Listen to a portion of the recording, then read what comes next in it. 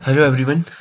तो अभी हम इस क्वेश्चन को देख लेते हैं। इसमें दिया है a ball of mass of 1 kg is hung vertically by a thread of length 1.50 metre.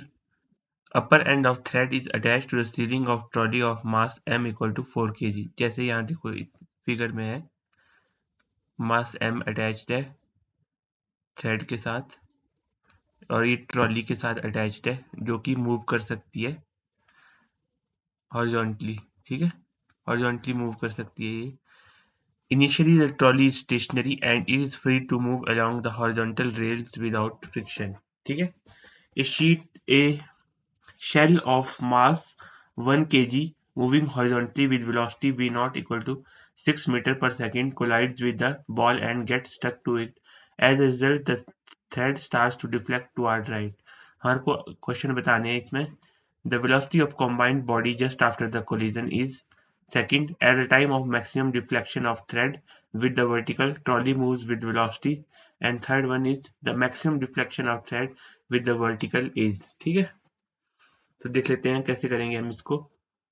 यहाँ इसका सॉल्यूशन लिख देते हैं. ठीक है, तो देखो हमारे को पूछा है velocity of combined body just after the collision. ठीक है, तो अप्लाइंग कंजर्वेशन ऑफ मोमेंटम. ठीक है, मोमेंटम को कंजर्व करेंगे हम इसमें.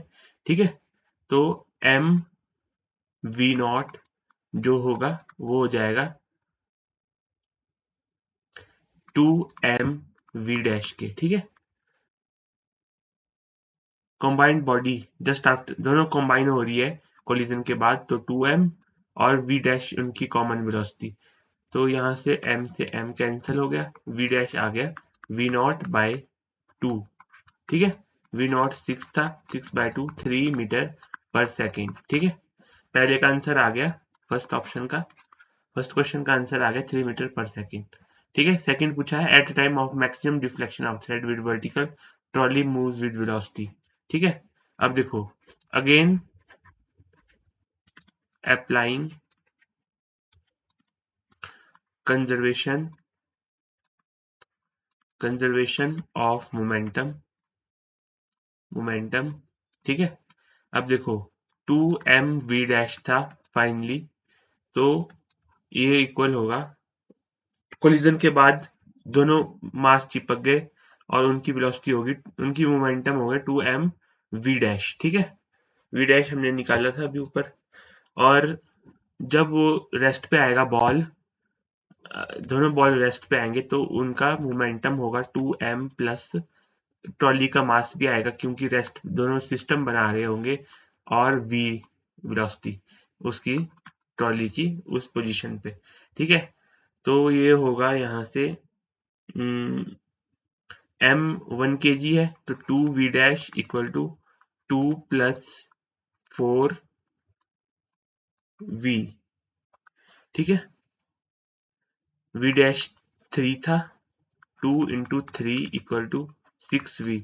v equal to 6/6 equal to 1 metre per second. Combined दोनों की वेलोसिटी आ गई 1 मीटर पर सेकेंड. ठीक है, सेकेंड का आंसर भी आ गया. फर्स्ट का आया था हमारा 3, सेकेंड का आया 1. ठीक है, ये भी हो गया और ये भी हो गया. अब लास्ट क्वेश्चन बचता है maximum deflection of thread with the vertical is. Maximum deflection निकालना थ्रेड का वर्टिकल के साथ. ठीक है, इसमें हम अप्लाई करेंगे अप्लाइंग वर्क एनर्जी थ्योरम. ठीक है, वर्क एनर्जी थ्योरम. ठीक है, थर्ड पोर्शन के लिए. ठीक है, ठीक है, तो हमारे को पता है जब यहाँ से बॉल हैंग हुआ है, ठीक है, ये डिफ्लेक्ट होगा कुछ थीटा एंगल पे. ठीक है, थीटा एंगल तक डिफ्लेक्ट होगा, थीटा एंगल. तो ऊपर कितना जाएगा, ये एल कॉस थीटा हो गया, एल कॉस थीटा, ये हो जाएगा L minus L cos theta. ठीक है, तो ये 2m है, यहाँ पर 2m प्लस m सिस्टम बना रहा होगा ये जब रेस्ट पे आएगा. ठीक है, तो हमारे को पता है, हम लिखेंगे work done by all the external forces on system equal to change in kinetic energy. ठीक है, तो work done by gravity equal to change in kinetic energy. ठीक है, ग्रेविटी कितना वर्क करेगी, 2m minus 2m into L minus 1 minus cos theta. ठीक है, इतना वर्क करेगी ग्रेविटी।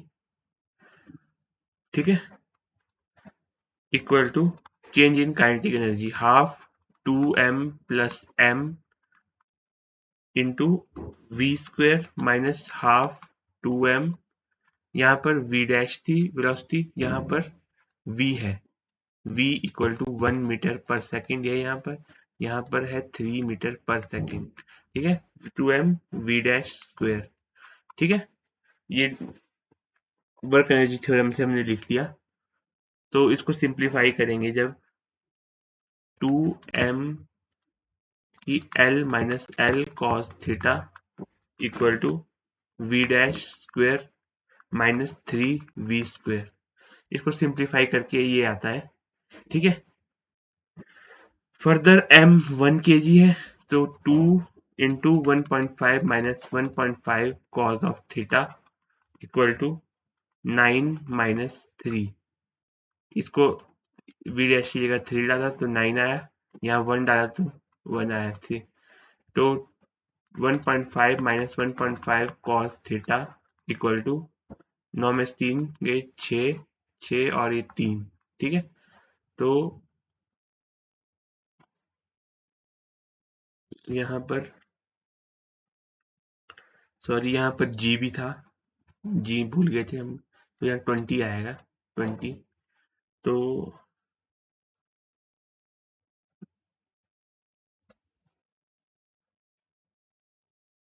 यहाँ पर कैलकुलेशन को देख लेते हैं, 20 into 1 minus 5 cos theta equal to 6 आएगा, यहाँ पर 6।